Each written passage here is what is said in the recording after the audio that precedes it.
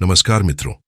आज मैं आपको लेकर चलूंगा एक ऐसी यात्रा पर जहां आस्था और विज्ञान दोनों अपने घुटने टेकते हैं। हिमालय की उन ऊंची चोटियों में जहां हवाओं में भी महादेव की गूंज सुनाई देती है, वहां स्थित है केदारनाथ धाम। क्या आपने कभी सोचा है कि एक मंदिर केवल पत्थरों और देवमूर्तियों से नहीं बनता? कुछ स्थान होते हैं जो अपने आप में एक जीवंत शक्ति है, एक रहस्य है, एक अनसुलझी पहेली है। 16 जून 2013 की उस भयानक रात जब प्रकृति ने अपना तांडव मचाया, एक चमत्कार ने सारी दुनिया को चौंका दिया। जब हजारों टन का पानी और चट्टानें मंदिर की ओर बढ़ीं, तो अचानक एक विशाल शिला ने मंदिर के पीछे आकर सारे पानी को दो भागों में बांट दिया। आज हम बात करेंगे उन घटनाओं की जिन्होंने वैज्ञानिकों को चकित कर दिया, उन चमत्कारों की जिन्हें देखकर श्रद्धालुओं की आस्था और मजबूत हो गई, और उन रहस्यों की जिनके जवाब आज भी खोजे जा रहे हैं।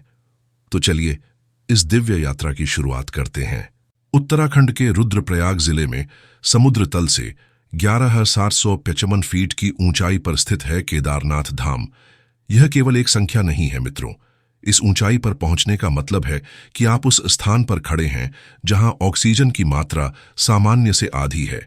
मंदिर के चारों ओर खड़े हैं 3 विशालकाय पर्वत, केदार पर्वत 22,000 फीट, खर्चकुंड 21,600 फीट और भरतकुंड 22,700 फीट।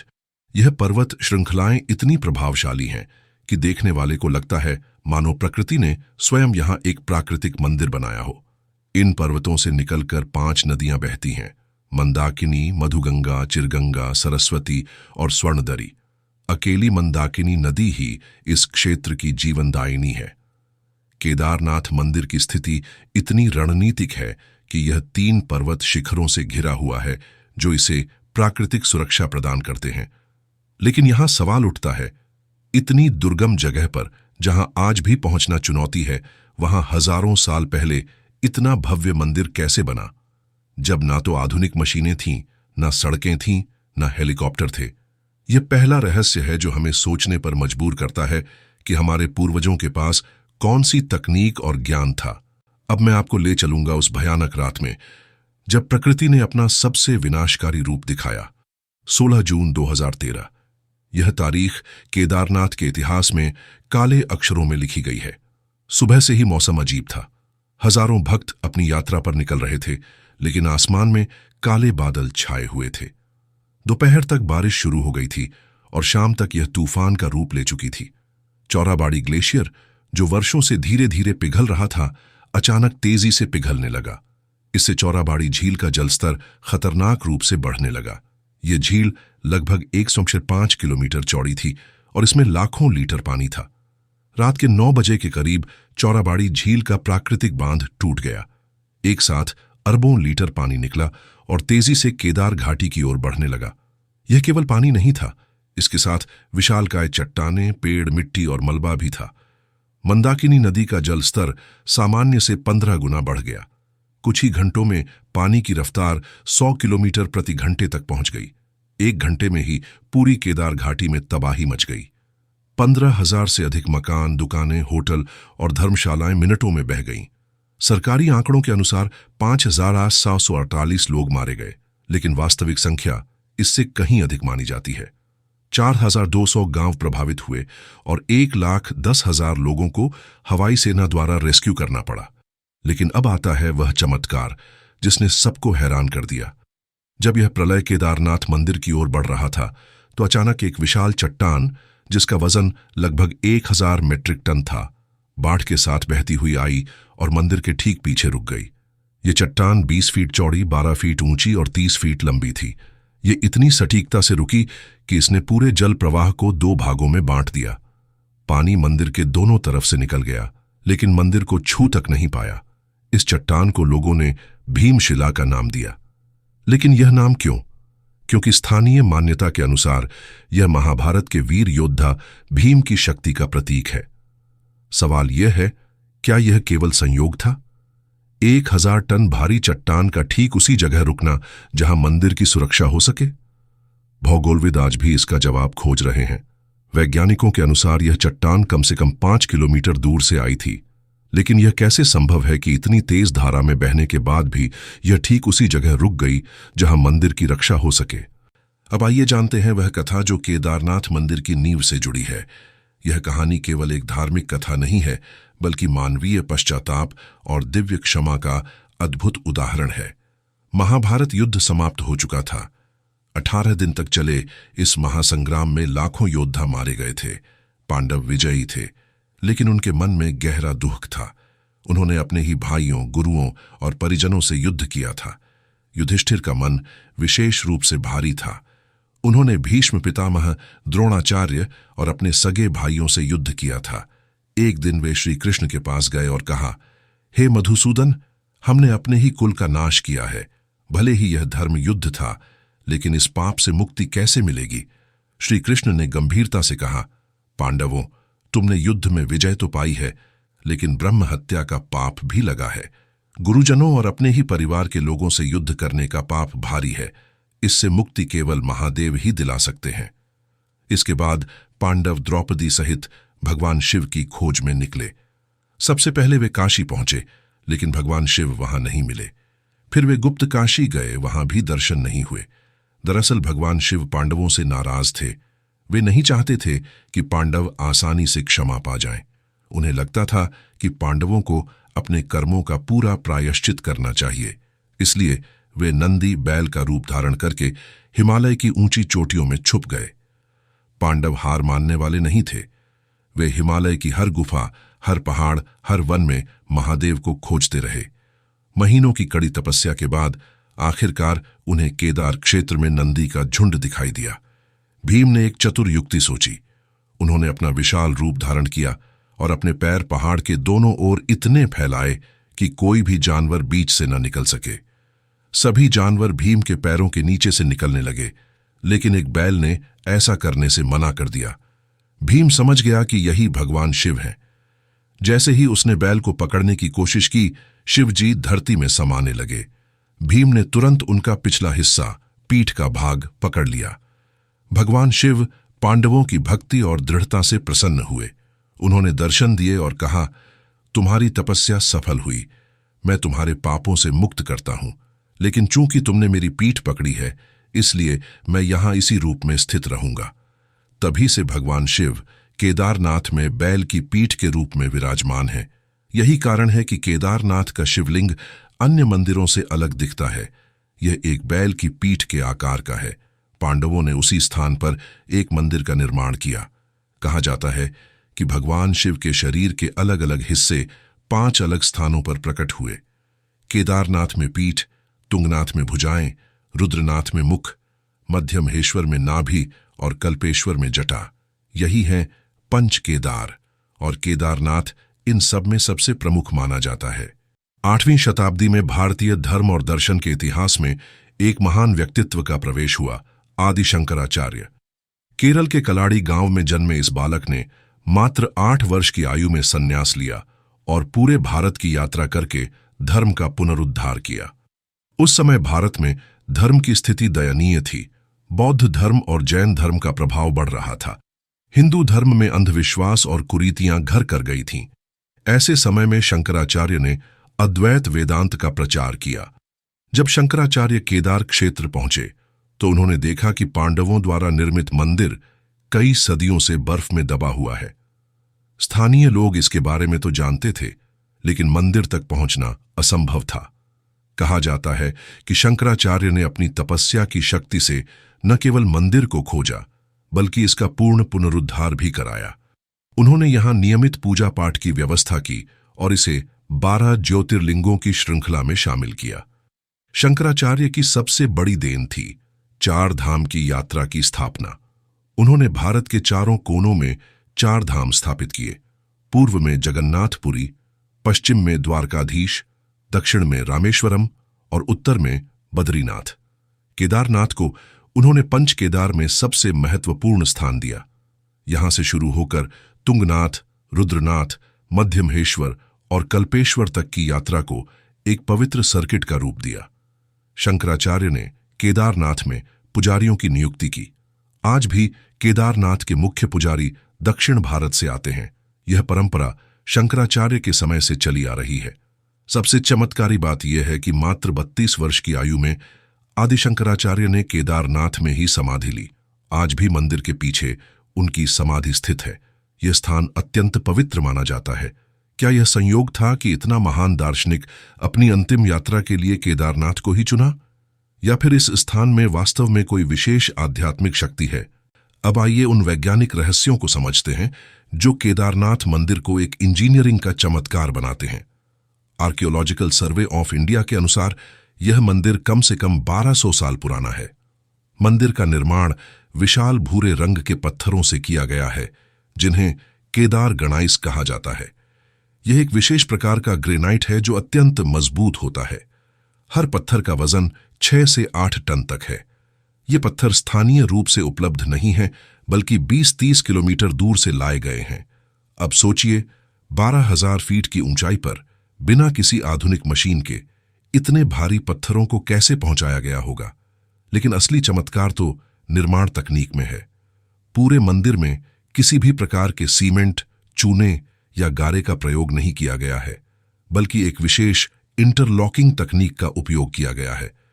इस तकनीक में हर पत्थर को इस तरह तराशा गया है कि वे एक दूसरे में परफेक्ट फिट हो जाते हैं।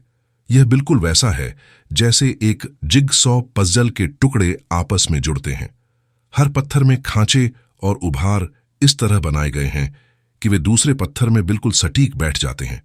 2013 की भयानक बाढ़ के बाद IIT मद्रास के इंजीनियरों ने मंदिर की संरचना की जांच की। उन्होंने पाया कि मंदिर में 99% संरचना बिल्कुल सुरक्षित थी। यह आधुनिक इमारतों से भी बेहतर परिणाम था।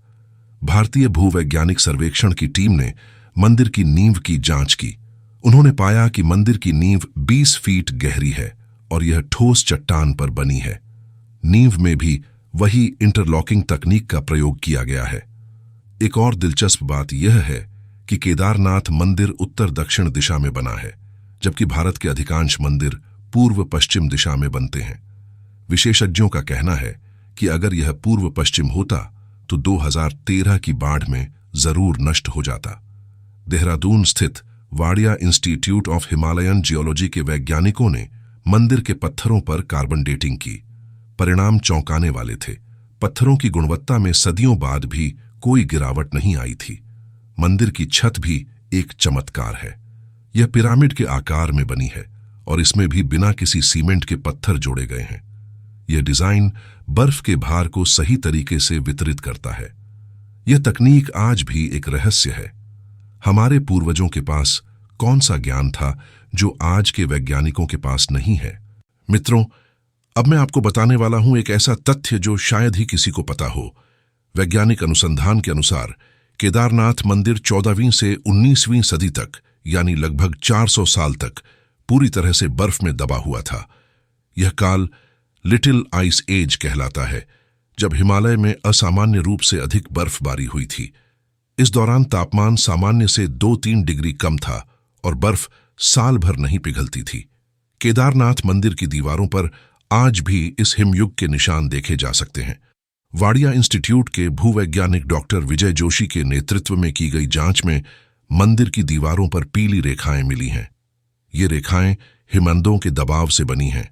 इसका मतलब यह है कि मंदिर के चारों ओर बर्फ इतनी जमी थी कि यह एक विशाल हिमनद ग्लेशियर का रूप ले चुकी थी। यह हिमनद धीरे धीरे खिसकता रहा और मंदिर की दीवारों पर दबाव डालता रहा। वैज्ञानिकों के अनुसार उस समय मंदिर के ऊपर लगभग 100 फीट तक बर्फ जमी हुई थी। इस बर्फ का वजन हजारों टन था। एक सामान्य इमारत इतने भार से चूर चूर हो जाती। लेकिन आश्चर्यजनक बात यह है कि इतने भारी दबाव के बावजूद भी मंदिर की संरचना में कोई गंभीर क्षति नहीं हुई। न दीवारें टूटी, न छत गिरी, न ही कोई दरार पड़ी। जब 19वीं सदी में मौसम में बदलाव आया और बर्फ पिघलने लगी तो मंदिर ठीक वैसे ही निकला जैसे 400 साल पहले था। मंदिर के अंदर की मूर्तियां, दीवारों पर की गई नक्काशी और यहां तक कि पूजा के बर्तन भी सुरक्षित थे। स्थानीय किंवदंती के अनुसार इन 400 सालों में भी मंदिर के अंदर अखंड दीपक जलता रहा। जब बर्फ पिघली तो लोगों ने देखा कि दीपक अभी भी जल रहा था।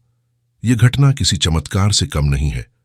आधुनिक इमारतें तो कुछ दशकों में ही टूट फूट जाती हैं, लेकिन केदारनाथ मंदिर ने 4 सदियों तक प्रकृति के इस कहर को झेला।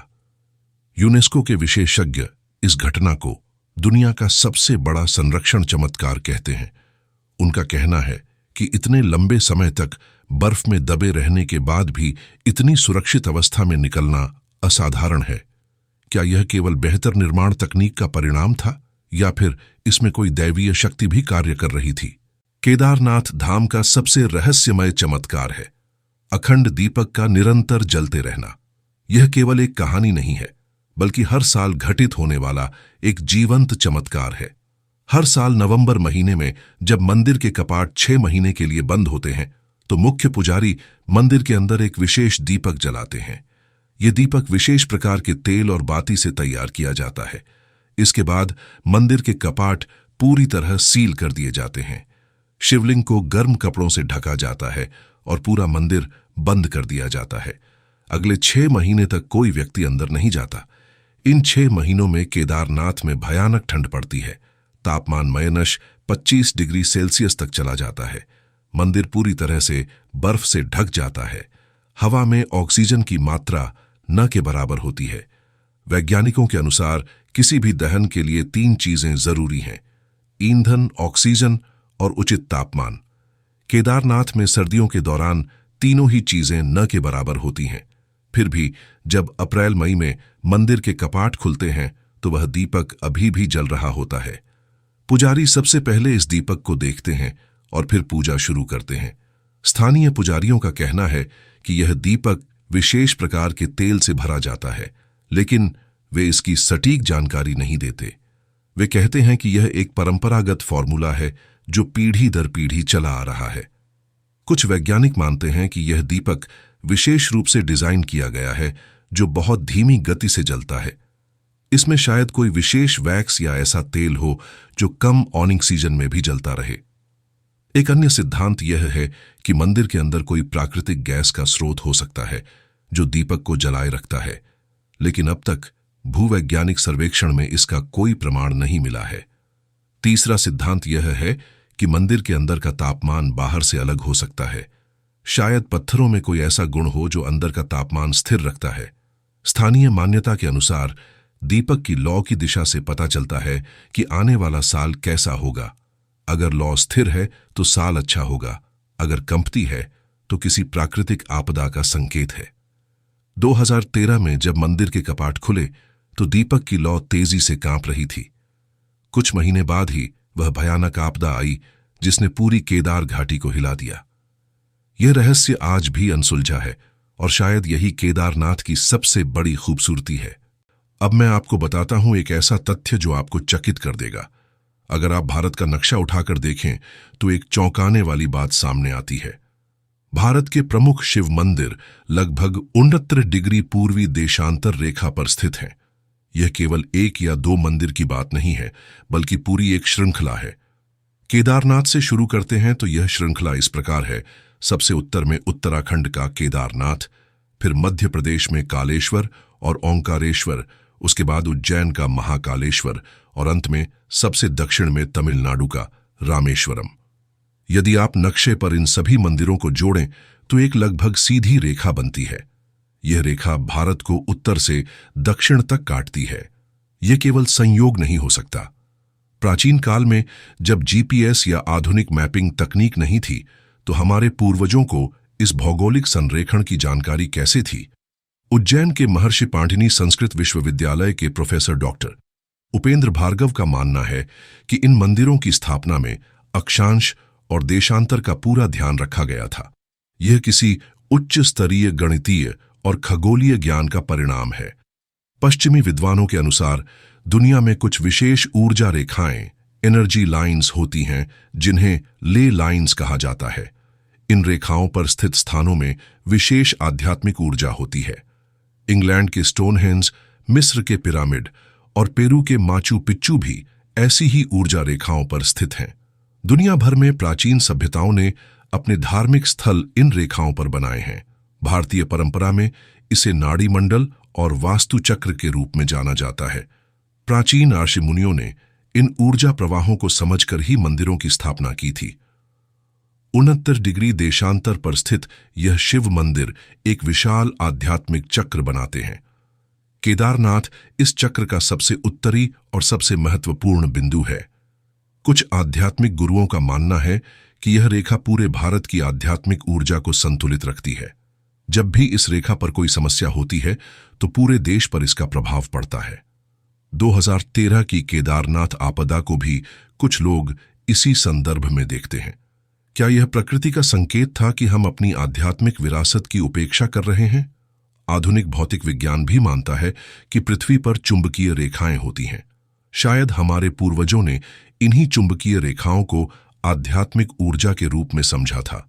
केदारनाथ से जुड़ी एक अत्यंत रोचक और रहस्यमय कथा है जो हर शिव भक्त को प्रेरणा देती है। यह घटना उस समय की है जब केदारनाथ के कपाट 6 महीने के लिए बंद हो जाते हैं। हर साल नवंबर महीने में भैया दूज के दिन केदारनाथ मंदिर के कपाट बंद कर दिए जाते हैं। इसके बाद मंदिर में कोई पूजा पाठ नहीं होती और श्रद्धालुओं का आना जाना भी बंद हो जाता है। पूरा क्षेत्र बर्फ से ढक जाता है और जीवन थम सा जाता है। एक बार की बात है, एक परम शिव भक्त कई दिनों की कड़ी यात्रा करके केदारनाथ पहुंचा, लेकिन वह इतना विलंब से पहुंचा कि मंदिर के कपाट पहले ही बंद हो चुके थे। स्थानीय लोगों ने उसे बताया कि अब अगले 6 महीने तक मंदिर नहीं खुलेगा। भक्त का मन टूट गया। उसने कहा, मैंने इतनी दूर से यात्रा की है, क्या भोलेनाथ के दर्शन के बिना ही वापस जाना पड़ेगा? स्थानीय लोगों ने उसे समझाया कि यहां रुकना खतरनाक है, बर्फबारी शुरू हो जाएगी और रास्ते बंद हो जाएंगे। लेकिन भक्त ने कहा, मैं यहीं रुकूंगा, भले ही मंदिर बंद हो, लेकिन मेरे भोलेनाथ तो यहीं हैं। वह भक्त मंदिर के बाहर ही बैठकर भजन कीर्तन करने लगा। रात का समय था, तेज हवा चल रही थी और बर्फबारी शुरू हो चुकी थी। तापमान 0 से नीचे था। भक्त ठिठुर रहा था, लेकिन उसकी भक्ति में कोई कमी नहीं आई।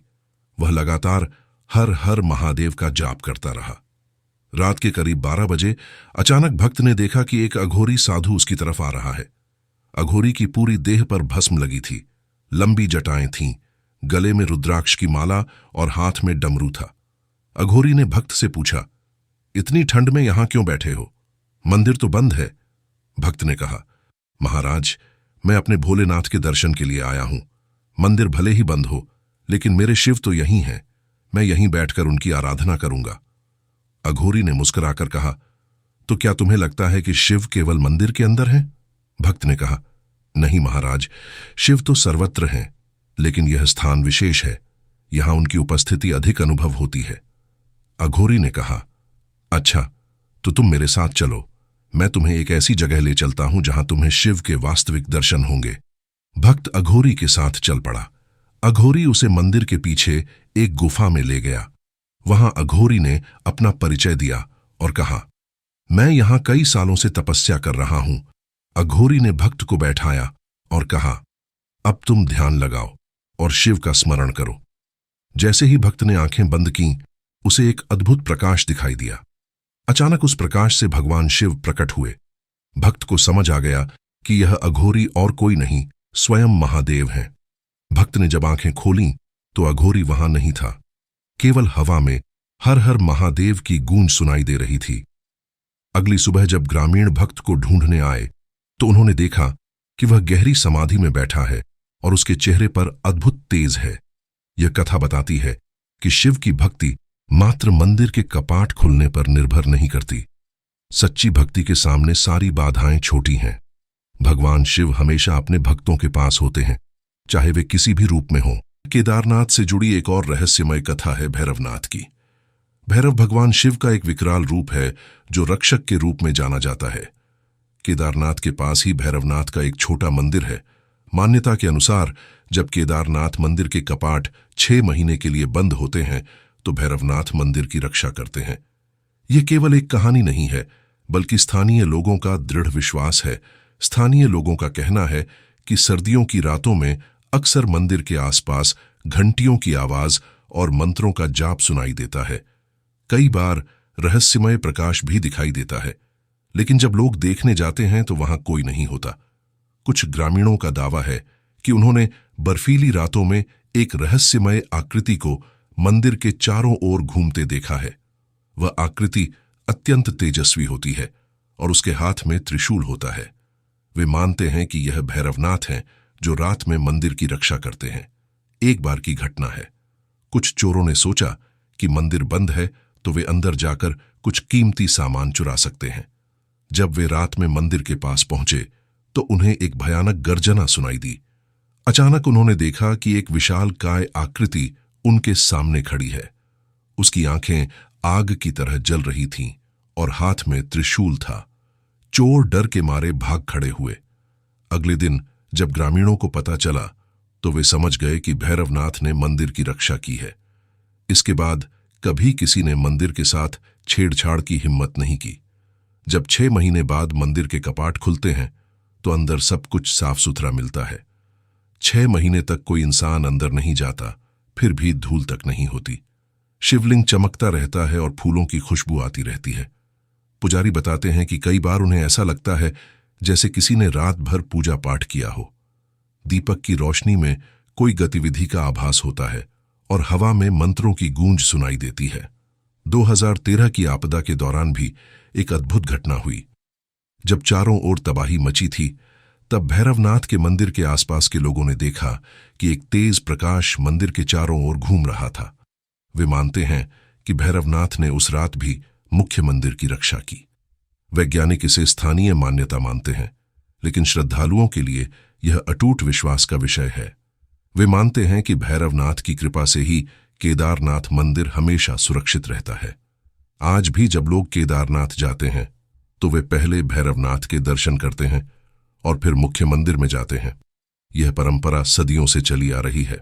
आज केदारनाथ धाम को कई नई चुनौतियों का सामना करना पड़ रहा है।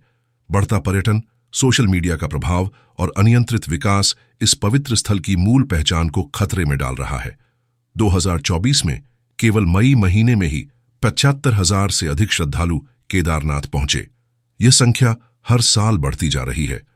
2019 में यह संख्या 35,000 थी, जो अब दोगुनी हो गई है।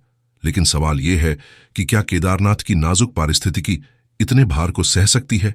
हेलीकॉप्टर सेवा, वीआईपी दर्शन और लग्जरी होटलों ने केदारनाथ को एक पर्यटन स्थल बना दिया है। आज लोग यहां रील बनाने, शादी की फोटोशूट करने और सेल्फी लेने आते हैं। मंदिर के अंदर भी लोग वीडियो बनाते हैं, जो पवित्रता के विपरीत है। 2018 में केदारनाथ फिल्म आने के बाद युवाओं में इस स्थल की लोकप्रियता और बढ़ गई। लेकिन इस लोकप्रियता का एक नकारात्मक प्रभाव यह हुआ है कि लोग इसे एक फिल्मी लोकेशन की तरह देखने लगे हैं। हिमालय के भूविज्ञानी चेतावनी दे रहे हैं कि अत्यधिक निर्माण कार्य और भीड़ से केदार क्षेत्र की भूगर्भीय स्थिति अस्थिर हो रही है। रास्ते चौड़ा करने के लिए पहाड़ों को काटा जा रहा है, जिससे भूस्खलन का खतरा बढ़ रहा है। केदारनाथ से गुप्तकाशी तक का रास्ता अब पूरी तरह बदल गया है। जहां पहले केवल पैदल रास्ता था, वहां अब 4 लेन सड़क बन रही है। इसके लिए हजारों पेड़ काटे गए हैं और पहाड़ों को तोड़ा गया है। पर्यावरणविदों का कहना है कि 2013 जैसी आपदा दोबारा आ सकती है अगर हमने विकास और संरक्षण के बीच संतुलन नहीं बनाया। उनका कहना है कि हिमालय एक युवा पर्वत श्रृंखला है जो अभी भी बन रही है, इसलिए यहां अतिरिक्त निर्माण खतरनाक है। स्थानीय समुदाय भी परेशान है। पारंपरिक रूप से केदारनाथ एक शांत ध्यान और तपस्या का स्थल था। यहां आने वाले लोग महीनों तक तपस्या करते थे, लेकिन अब यहां शोरगुल, भीड़भाड़ और व्यावसायीकरण का माहौल है। पानी की समस्या भी गंभीर है। इतने अधिक पर्यटकों के लिए पानी की व्यवस्था करना मुश्किल हो रहा है। कई बार पानी की किल्लत के कारण स्थानीय लोगों को परेशानी होती है। कचरे की समस्या भी बढ़ रही है। हर दिन टनों कचरा निकलता है, जिसे ठिकाने लगाना मुश्किल है। प्लास्टिक का कचरा पर्यावरण के लिए विशेष रूप से हानिकारक है। कई संत और आध्यात्मिक गुरु चिंता जता रहे हैं कि केदारनाथ अपनी मूल पहचान खो रहा है। वे कहते हैं कि मंदिर केवल दर्शन की जगह नहीं है, बल्कि आत्मिक शुद्धिकरण का स्थान है। सरकार को एक कठिन निर्णय लेना होगा। क्या विकास के नाम पर हम अपनी सबसे पवित्र विरासत को खो देंगे या फिर संरक्षण को प्राथमिकता देंगे? कुछ विशेषज्ञों का सुझाव है कि केदारनाथ की यात्रा को सीमित करना चाहिए। दिन में केवल एक निश्चित संख्या में लोगों को अनुमति देनी चाहिए। साथ ही पर्यावरण शुल्क भी बढ़ाना चाहिए।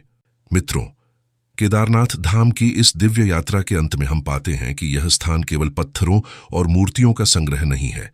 यह हमारी सभ्यता की गौरव गाथा है, हमारे पूर्वजों के अद्भुत ज्ञान का प्रमाण है और प्रकृति के साथ तालमेल का जीवंत उदाहरण है। 2013 की आपदा में भीमशिला का चमत्कार हमें दिखाता है कि प्रकृति और अध्यात्म के बीच एक अदृश्य संबंध है। 400 साल तक बर्फ में दबे रहना हमें बताता है कि अच्छी नींव पर बनी चीजें समय के थपेड़ों को सह लेती हैं। अखंड दीपक का रहस्य हमें सिखाता है कि सच्ची आस्था कभी नहीं बुझती। 69 डिग्री देशांतर की श्रृंखला हमें दिखाती है कि हमारे ऋषियों के पास कोई दिव्य ज्ञान था जिसे आज भी हम पूरी तरह नहीं समझ सके हैं। अघोरी के रूप में शिव के दर्शन की कथा हमें बताती है कि भगवान हमेशा अपने भक्तों के पास हैं, चाहे वे किसी भी रूप में हों।